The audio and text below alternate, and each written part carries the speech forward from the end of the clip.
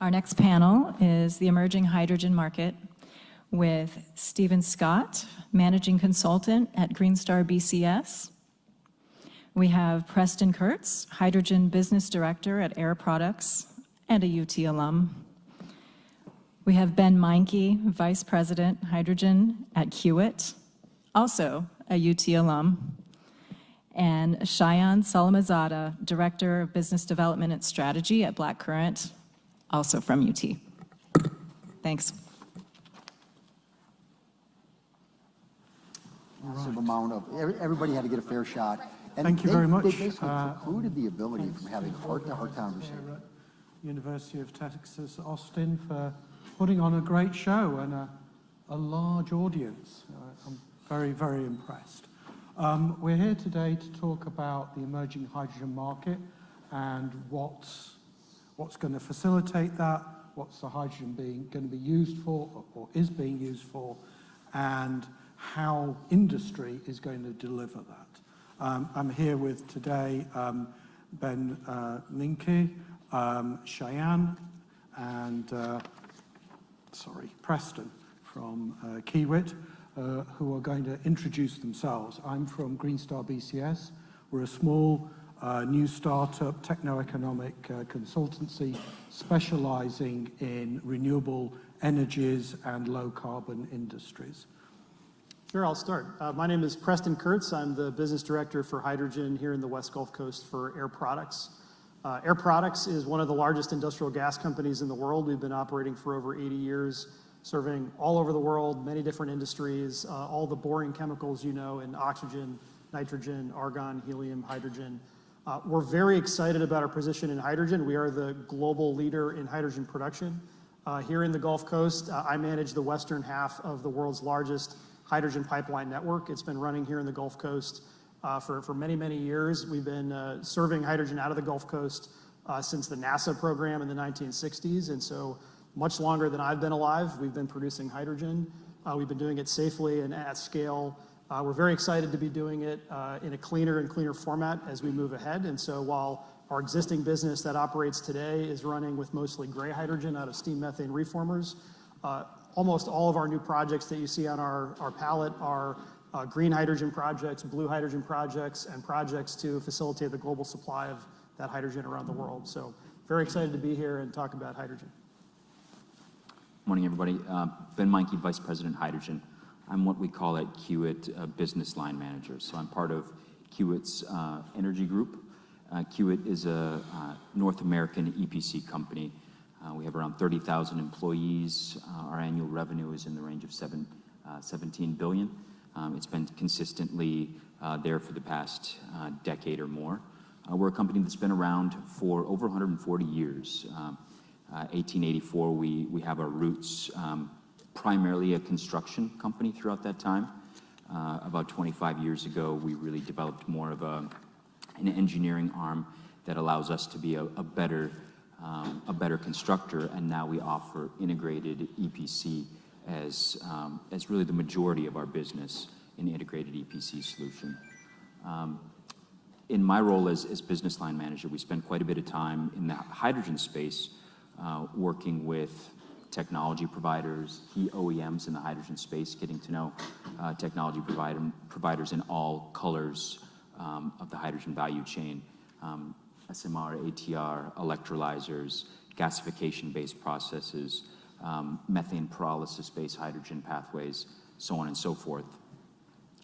As an integrated EPC company, we're one of the few companies that can offer lump sum EPC as part of our business model. There are quite a few, business models where it's split between engineering and construction. We're one of those few companies that can offer the full wrap, if you will, and on proven technologies, even take a full technology risk wrap. So that's one of Kiewit's aspects. As far as our experience in the hydrogen industry, our legacy is building steam methane reformers. We've built about 15 steam methane reformers in North America. Since then, the last 5 years or so, we've been really focused on the clean hydrogen value chain. My focus right now is primarily on green hydrogen and green hydrogen derivatives. So anything with an electrolyzer e-methanol, e-methane, green ammonia, green hydrogen to liquefaction. That is my focus, just because it's the lowest carbon intensity option out there, and really my focus in the hydrogen market. We've been doing studies for the past 5 years in that space, studies, feeds, and we're also working on an EPC project for Plug Power, 120 megawatt, with 45 tons per day of hydrogen liquefaction. So that's a little bit about myself, a little bit about Kiewit. Excited to be here and talk more about hydrogen today. Yeah, very exciting stuff. Hey everyone, I'm Shayan Salemizadeh. I'm the Director of Business Development at Blackcurrant. Blackcurrant is a much more new company, so we're a hydrogen marketplace and low carbon fuel marketplace, connecting buyers, sellers, distributors, and really streamlining the way they transact in order to reduce transaction times and reduce transaction costs. A little bit about where we started. So we started out of Chicago in August of 2023, and over the course of a little over a year, we've been able to get about 50 metric tons per day of mostly green hydrogen supply committed to the platform. And those are mostly in Texas, California, Midwest, Pacific Northwest, and we have volumes coming live in Virginia in a few months. So if anyone here is interested in hydrogen, please let me know. But yeah, so we're on top of that, we're also providing market intelligence, including price indices, and some insight into regional supply and demand across the country. So that's a little bit about the company. Me, I graduated UT with a chemical engineering degree in 2016. Worked in mostly in the metals and mining sector. Have had experience doing hydrogen projects for about 4 to 5 years at this point. And yeah, a little bit about me. Very excited to be back on my first in-person panel. Feel like everything's been Teams up till after the pandemic, so very excited for the conversation. Thank you very much. Shayan, I noticed you said you've contracted 15 metric tons a day of green hydrogen. We're seeing the people who are most interested in low carbon hydrogen are the people developing renewable fuels, because they're getting the production tax credits. Yep. Is that what you're seeing with your business? Yeah, absolutely. I mean, we're seeing utilities, both on the local, national, international level, that are producing hydrogen projects. Some of these projects are coming live in the next year or so. Some are coming, a lot of them are coming live in 2025, 2026. But we're also starting to see a lot of oil and gas companies obviously get involved from the supply side.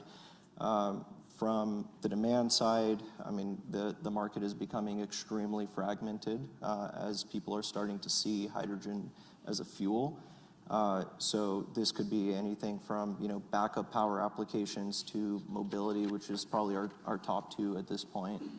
But yeah, the utilities are definitely a big portion of the suppliers that we're seeing on the market. Very good, thank you. Brian, what are the recent trends are you seeing in the marketplace? Who's coming to you? Who are you selling your services to? What type of customers? Recent trends, I would say, beyond just the types of customers, recent trends, we've seen a lot of our customers take a little bit of a pause over this past year. We saw the 2023 guidance issued at the end of the year for the 45V tax credit. One of the trends that I saw is there were a few projects ready to take FID in 2024 that really hit the brakes, waiting to understand what that final guidance is going to look like. I think there were two things about that guidance that really struck a chord. One being that it was a little more strict than people had anticipated. They were looking for, at least in the initial stages, some more flexibility to bring projects online without the strict requirements. And the second aspect being it's just not final yet. So projects are having to consider if they plan for the strict requirements, will they compete if they're loosened later down the line, or if they plan for the flexibility and for some reason that flexibility isn't achieved, then they have to go back to the drawing board and really rescope their project. So the fact that the delay in guidance has happened, since December and into 2024 has caused a bit of a pause. But the good news is, really what we're hearing is that that guidance is expected to be finalized sometime after the election and before the end of the year. That's been widely publicized, so I think that's going to allow quite a few of those projects that were waiting to get ready to make their FID decisions again. And just to answer your question from a customer standpoint, I think we see three different types of customers. We see your traditional utility companies. Maybe they have excess power that they're looking for a way to monetize that excess power, and electrolytic hydrogen project is a good way to do that. We see renewable power players. 60-70% of the levelized cost of green hydrogen is the cost of electricity. So a renewable power developer has a leg up being able to control the renewable energy aspect of that. So we're seeing quite a few renewable energy developers work their way into the space. And then the last, I would say, group of clients that we work with are your traditional oil and gas type companies.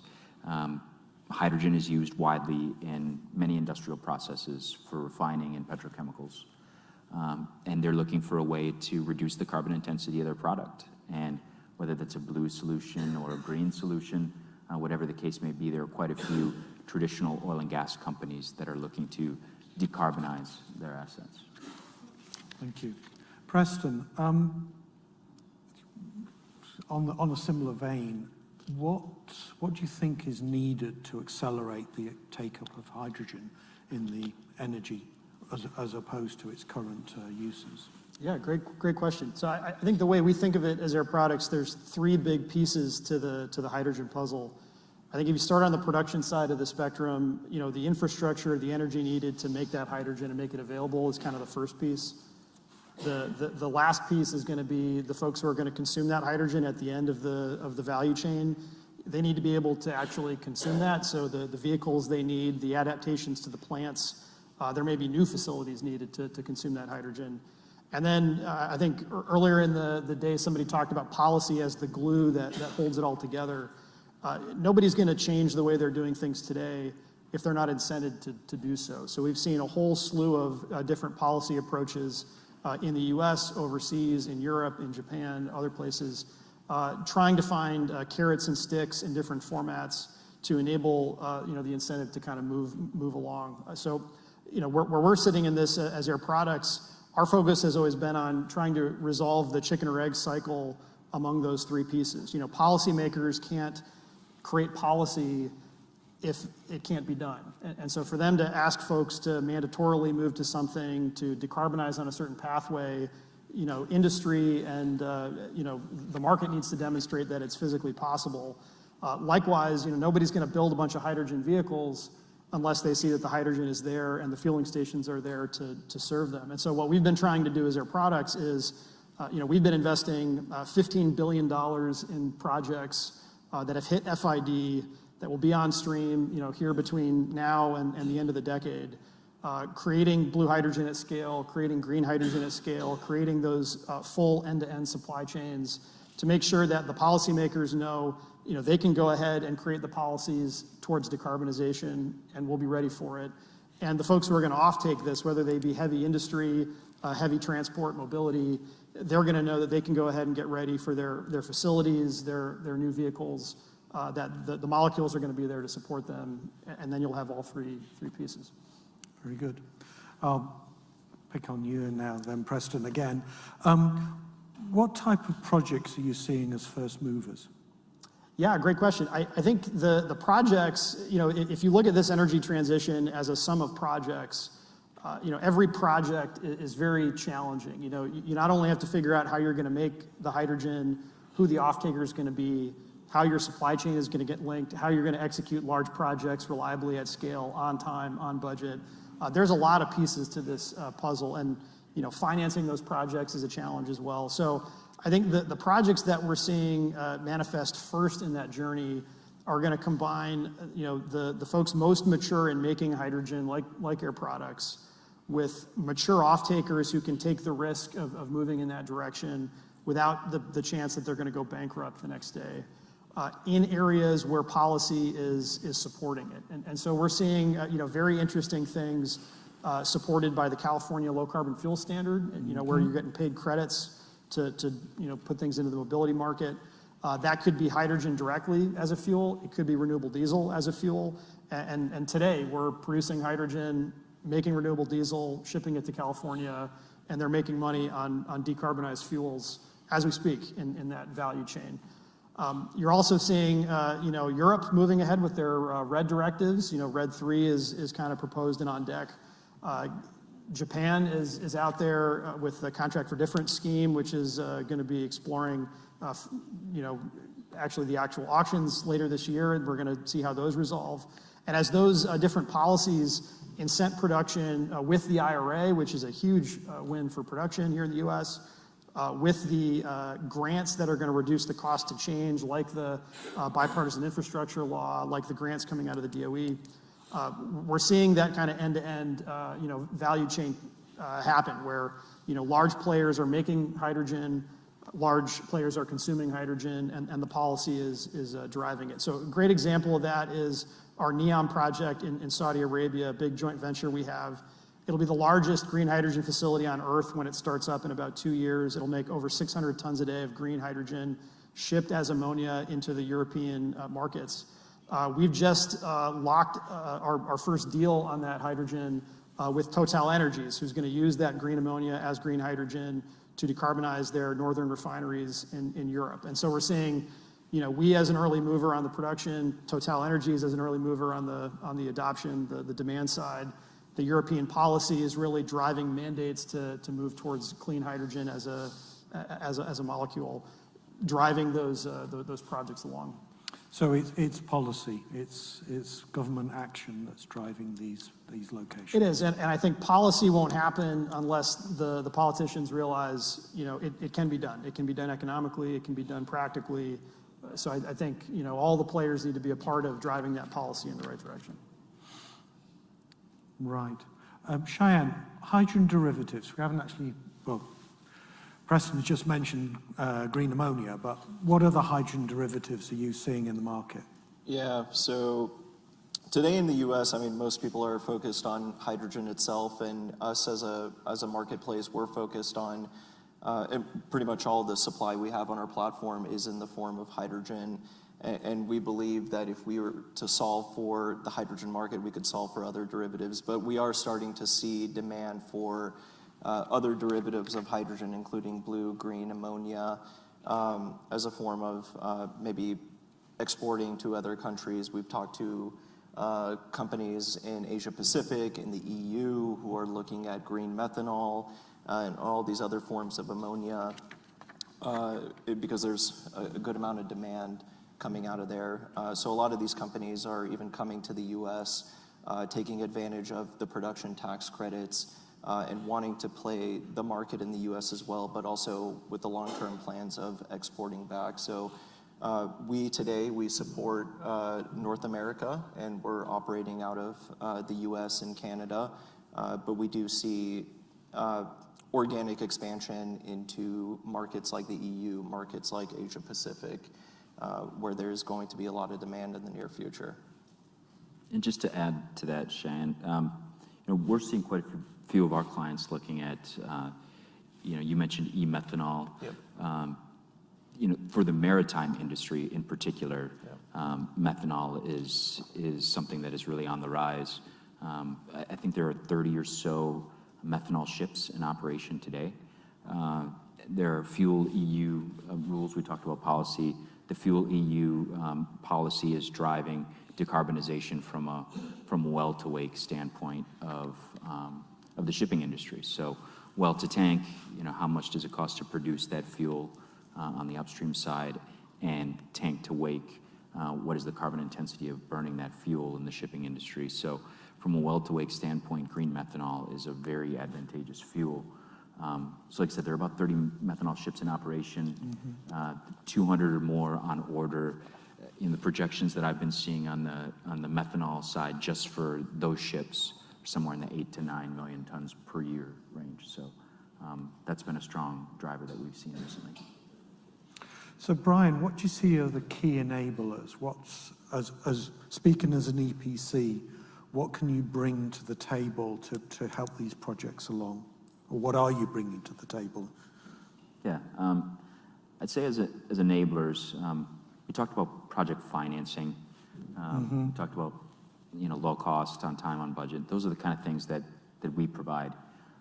Most importantly, we offer construction certainty. Construction is the highest risk item in any project in the U.S. The U.S. is pretty notorious for having overruns on construction projects, and it's very difficult to manage labor in the U.S. As a North American EPC contractor, and only a North American EPC contractor, particularly with our roots in the construction industry, we know how to execute projects. I think it's somewhere in the range of 600 projects that have a field component are being executed by Kiewit right now. 150 of them over $100 million, 30 of them over $500 million. So we do quite a few projects where we develop data on our metrics, on our unit rates for construction. We use that data over and over again to build estimates that have certainty. So when we give you an estimate, it's one that you can take to the bank and understand that it's something that is backed by quite a bit of certainty. So that's the biggest thing we offer. When it comes to another aspect of enablers, you mentioned project financing. Some companies like yours, large enough, maybe balance sheet financing is appropriate. In other cases, developers are looking for non-recourse project financing. It's really where the proceeds of the project itself are how the project is paid back. And so those types of projects need the EPC contractor to take on the maximum amount of risk for that project developer to avoid putting in additional equity. Projects might target 70-30 or maybe even 80-20 in terms of the amount of debt to equity ratio that they want. If they don't have a strong EPC contractor backing their project, they won't be able to get that from a debt standpoint. Another key aspect of that in lump sum EPC projects is technology performance wraps. A traditional EPC contract might have schedule LDs tied to making product, or performance LDs tied to the 100% or whatever percent of the facility's design. So those are things where if it's an unproven technology, which many of the technologies in the hydrogen market are today, it's difficult for EPC contractors to offer that. So what we do to combat that is we work very closely with the technology providers to understand their technology, to get comfortable with it. And in many cases where we have previously decided that we wouldn't offer EPC wraps on technology, today at certain scales and certain technologies, we are offering those electrolyzer projects. It's difficult to find a contractor willing to wrap an electrolyzer project. Today, there are a few different electrolyzer OEMs that Kiewit are willing to wrap from a lump sum EPC perspective. So I'd say that's one of the biggest enablers that we offer. Thank you very much. Shayan, in terms of the business development, do you see areas that need innovation, that the mindset of the project developers and the project financiers and even the customers needs to change? And if so, what would you see benefiting the emerging market? Yeah, that's a great question. In terms of inhibitors of wide-scale adoption, what we're seeing today, we can really sum it down to 3 different points. One being the lack of maybe a standardized transaction mechanism that could allow you to either do spot contracts or long-term contracts. 2 would be any kind of market intelligence or price index that's available to the public. Today, there's a lot of opacity around any kind of pricing, any kind of supply demand. And then lastly, I think we've touched on this quite a bit, but just the lack of infrastructure, the infrastructure risk and price risk and really counterparty risk at the end of the day, because some of these producers or even buyers will go out to the market and they want to know that, hey, whoever I'm dealing with will actually be there in 2-3 years when I need hydrogen. So I would say if there is going to be some innovation, what we do need in the market today is flexibility in contracts, in those transaction mechanisms, because we have a lot of these buyers, especially on the platform today, who are in those piloting stages or they're starting to scale, but their needs are typically not met just because most sellers want some kind of long-term offtake. They want 5 years, 10 years, enough to get the financing. They need to push these projects into that FID stage, which, someone who's piloting with hydrogen today doesn't know if they need hydrogen 10 years from now. So flexibility in contracts, spot contracts, the ability to understand, hey, what is the price of hydrogen going for in my region today? What is it going to go for tomorrow? That information is not available to people. So I would say those are the top things. And then I would also say some kind of other risk mitigation tools, including insurance products and other ways of diversifying your risk when it comes to, you don't want to rely on a single source and have them go out of business or not be able to deliver tomorrow. So these are the things that we see the market needs today and in the next 10 years as we shoot for wide-scale adoption. Thank you. Change of tactic. Preston, how's hydrogen impacting Air Products' carbon reduction goals and targets? Yeah, great question. So Air Products, like many companies, has recognized the Intergovernmental Panel on Climate Change and their target for 1.5 degrees Celsius. We have a pretty clear path, like many companies, to reduce our carbon emissions intensity by 1/3 by 2030, and then to 0 by 2050. I think unlike many companies, a lot of what we're doing as a company is also helping us in our personal journey as a company to reduce down on our own carbon intensity. And so if you look at our business, we use a lot of power for our air separation, oxygen, nitrogen. We emit a lot of carbon in our existing hydrogen business, and we drive a lot of truck miles to deliver those products all over the US and other countries. And so if you look at the strategies we have to reduce our own emissions, renewable power creates immense opportunities for us to reduce our emissions on our Scope 2 emissions in the electricity footprint. We've recently announced those PPAs in the Netherlands, in Taiwan, in the United States, here in Texas. If you look at our hydrogen business, decarbonizing that hydrogen business is the predominant strategy of our company moving forward. If you look at our public statements, we have this 2-pillar strategy to run the core business and to grow clean hydrogen production. So hydrogen is the focus. It's the primary focus of a lot of our new growth in green hydrogen and blue hydrogen.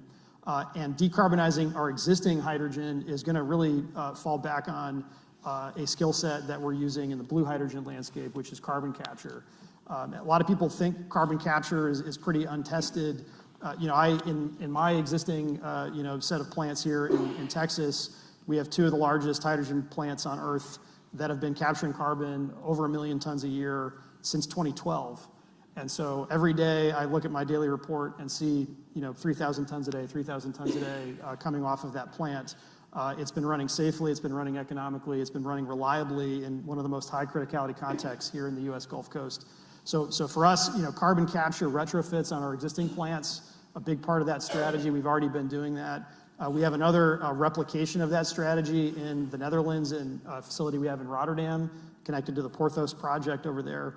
So carbon capture is going to be a big part of our strategy for hydrogen. And then if you look at all the truck miles we drive, hydrogen for mobility is our solution for our own trucks. And so we have about 2,000 trucks around our global fleet, and we're piloting those demonstrations using hydrogen with Cummins, with Kenworth, with Daimler, Mercedes-Benz, where their first vehicles, we're bringing them into our fleet, we're delivering our industrial gases using those trucks, refueling them with hydrogen and demonstrating that, those are a very powerful application for heavy transport. So are those trucks internal combustion engine or fuel cell? They were internal combustion engine, and we're replacing them with fuel cell vehicles, correct. Yep. Very good. What do you see necessary or desirable in terms of the steps to reducing the cost of construction, cost of production of hydrogen? We haven't really touched on it in this forum here today, but obviously if hydrogen is being produced from something else, the cost of it per million BTU, per gigajoule, is going to be higher than that from the source energy. Mm-hmm. What do you see, what is Air Products working on to bring that cost of production down? Yeah, great question. So when you look at the cost of hydrogen, and hydrogen is going to be more expensive than many of the existing applications. If you're replacing a diesel truck with a hydrogen truck, there's a couple different costs there. If you look at the end-to-end costs, say for a heavy-duty truck on the road, one of the main costs that they see right now is actually in the vehicle costs. They are building those vehicles almost by hand today. As a one-off, yeah. As a one-off, and yeah. and we are the ones receiving those first few trucks, so we know exactly how that's working. Absolutely, the automobile industry, they're best in class when it comes to economies of scale once they're at scale production. So I think there's definitely an economy of scale story. That's true in the demand side. It's also true in the production side. So if you look at a lot of these electrolyzer facilities, you've got module on module on module where you've got the same exact kind of kit over and over and over again. That's true in the electrolyzer stacks. It's true in the renewables deployments that support those facilities. Our NEOM project in Saudi Arabia has 115 square miles of renewables supporting it. That's a third of the land area of the city of Austin in this one facility that's going in. And so you can believe that the better those economies of scale deploy with respect to solar, with respect to wind, with respect to the electrolyzer footprints, the more cost effective those facilities will be. So scale is certainly a part of it.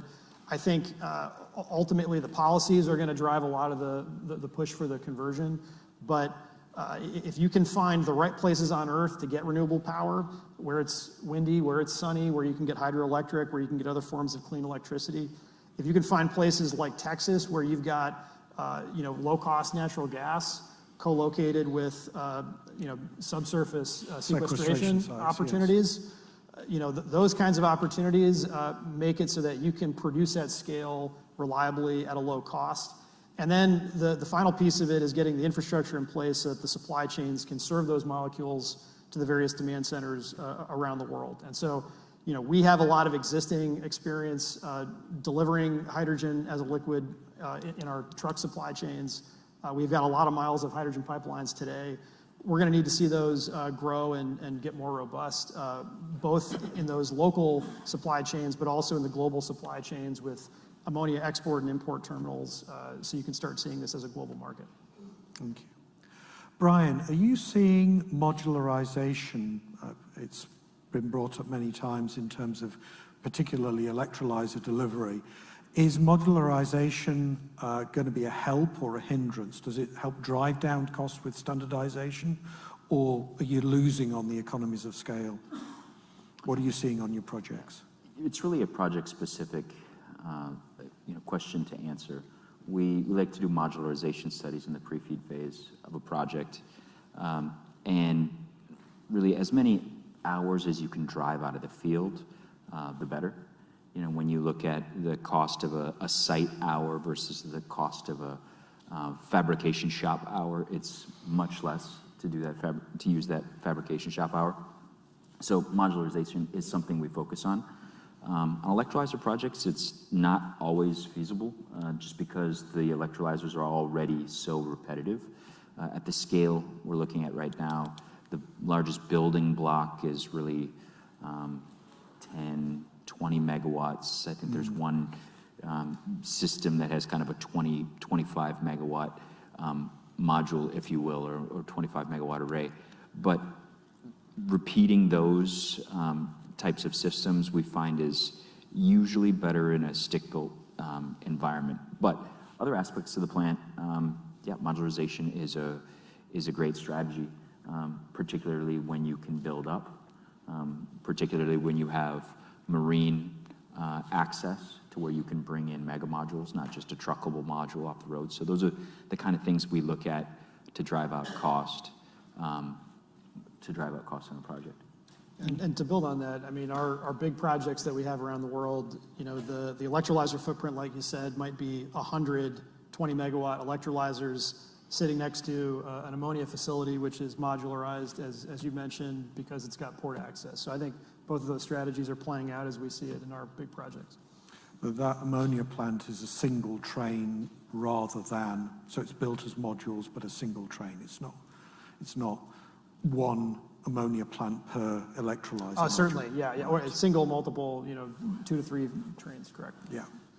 I'm going to ask Shayan another question, and then I'm going to throw it open to questions from the floor, because we've got 10 minutes left. Shayan, 45V, what have you seen of the market impact of 45V and the tax credits? Well, nothing yet, but Still uncertain. I'd love to get y'all's take on it too. But, so what we think 45V will do is ultimately affect where the hydrogen is produced. We're hoping, us at Blackcurrant, I know the market as a whole is just hoping it's going to be more inclusive than what they initially put out as the proposed guidelines.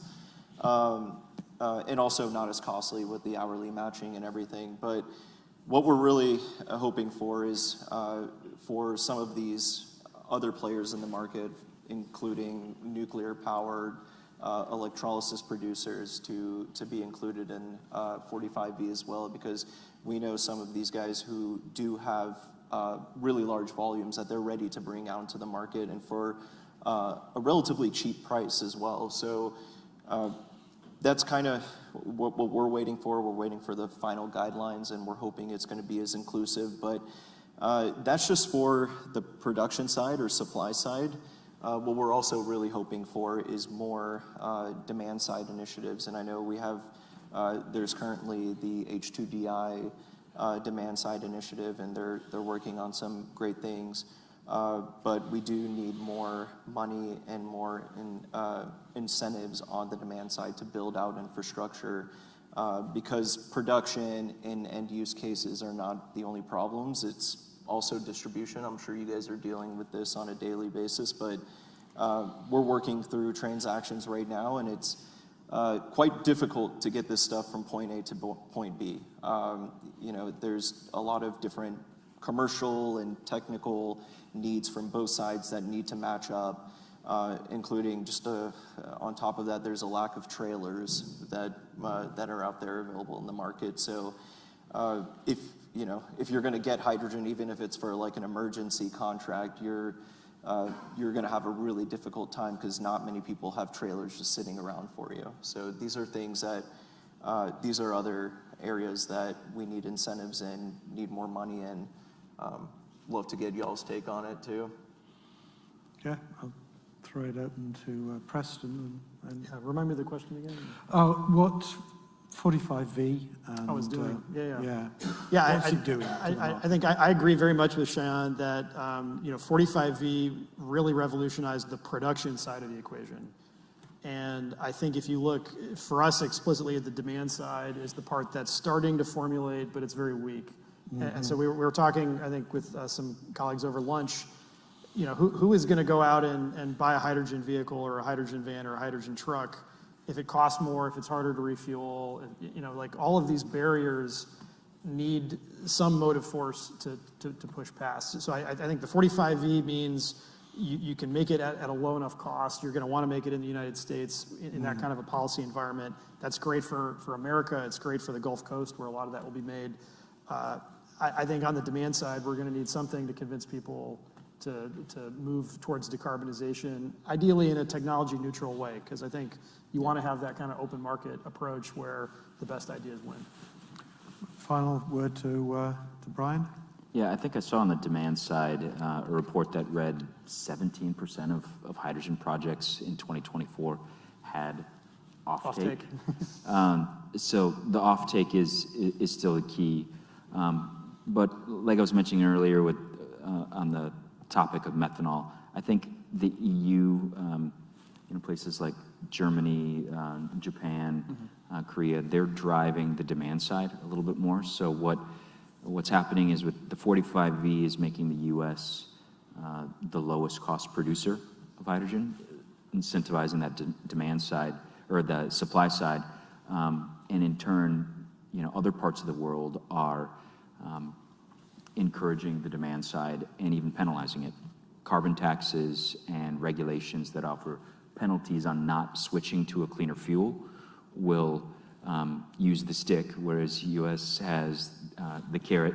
Maybe some of those other regulatory areas have the stick, which will drive a demand from there and a supply from the U.S., making the U.S. really a net exporter of clean hydrogen and clean hydrogen derivatives. Thank you very much. Questions from the floor? Oh, there's one here on the right-hand side. Preston, I'm sorry, thank you. The plants where you've been capturing carbon since 12, do you have an estimate of what percentage of the total emissions you've been able to capture over that period? Yeah, great question. So that facility is a steam methane reformer. So it's got a furnace that has a post-combustion side, and it has a process where there's high pressure, high concentration. We capture about 98% of the easy side, which is about 55–60% of the emissions off of those assets altogether. And you said you're going to be you're designing and going to be implementing new carbon capture facilities for your other existing plants. Has your design changed considerably from what you've learned over the past 10 or 12 years? Yeah, so I think there's a couple ways to retrofit. So very good questions. You can retrofit to a steam methane reformer in a way that captures the easy half or all of it. Depending on the way the 45V goes, you might see those deep retrofits being incentivized if the 45V is gracious enough to the blue side of the equation. On our new facilities, we're going a completely different way. So we have a partial oxidation gasification approach. Looks a lot like an ATR, an autothermal reformer. But those ATRs and POX reactors, you can capture 95–98% of the CO2 coming off of those plants. 99%, yeah. Yeah, I mean, those are the published numbers, and those include upsets and startups and shutdowns and everything. So I think, the newer technologies that are being developed that are going in our Alberta project, our Louisiana project, our projects overseas are really the ones where you can get 95+% captured of the emissions on site. I mean, post-combustion carbon capture on steam methane reformers is relatively easy in the grand scheme of things. In a previous life, it's actually a methanol plant. This is basic stuff, basic traditional methanol.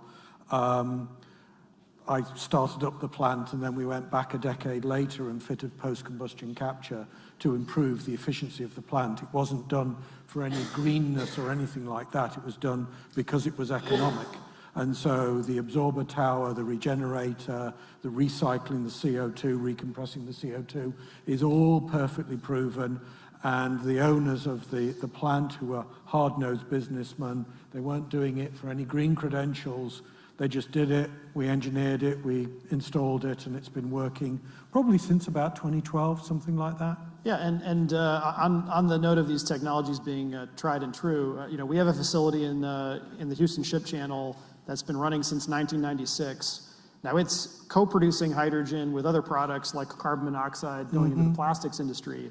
But that facility is a POX reactor with carbon capture, and it's been operating that way since 1996, almost as long as I've been alive. and so the idea that that's an untested technology is crazy. What needs to be done is you need to take that carbon and bury it. That's where the expertise of the Bureau of Economic Geology, all the geologists we have here in Texas, that expertise is becoming really very relevant as we look to sequester all that carbon. Thank you for the question. There was yeah, there we are. Yeah, hi, thank you. I think we all tend to agree that the IRA gives the U.S. a great competitive position in terms of production, and what Europe is doing in terms of mandates and just the green legislation coming out is giving a great demand side. But do you think that the IRA is enough to keep China out of the European market? I'm going to ask the EPC person first. Brian. That's a tough question to answer. I think from what I've seen, Chinese manufacturers and electrolysis at least are still being considered widely in the U.S. So we'll see where things shake out. Right now, they're more competitive than Western solutions. So we'll see if tariffs drive that up on the Chinese manufacturer side, or if maybe the Western electrolyzer vendors can bring costs down. But I think right now it's maybe not enough to keep China out of it. Interesting. Preston. Yeah, I think when you look at the total cost of produced hydrogen, it's a lot of things. So I think the electrolyzer costs are a big one for green hydrogen, but it's also the energy cost that you're seeing going into that. I think when you look at the all-in cost, I think you mentioned 70% of the levelized cost is the renewables footprint. So it's not just about where you are, about where it's cheapest. It's about your cost of the renewables, your ability to build it reliably, your ability to get it out to global ports. And Europe has a very high bar for what they're requiring. So the 3 pillars that you've mentioned or alluded to, you got to make sure you can certify this, have it hourly matched and everything. So I don't think it's a slam dunk that if you can build it cheaper, you're going to get it into those global markets. You need to demonstrate that you can do the full end-to-end supply chain appropriately. Very good. Shayan, have you got something to add on that? No, I pretty much agree with that. I think at the end of the day, this is just a general comment for the market. I think what we do need is a healthier market today. And I was talking to someone else about this, but some of these contracts that you look at today are, when you get these big law firms involved, you're looking at 50 plus pages of legal contracts, and everyone's trying to build in all this risk, which ultimately inflates the prices. So at the end of the day, we need a healthier market. We need to provide a little bit of standardization to this market, which will, we believe, ultimately drive down the price. So that's my comment.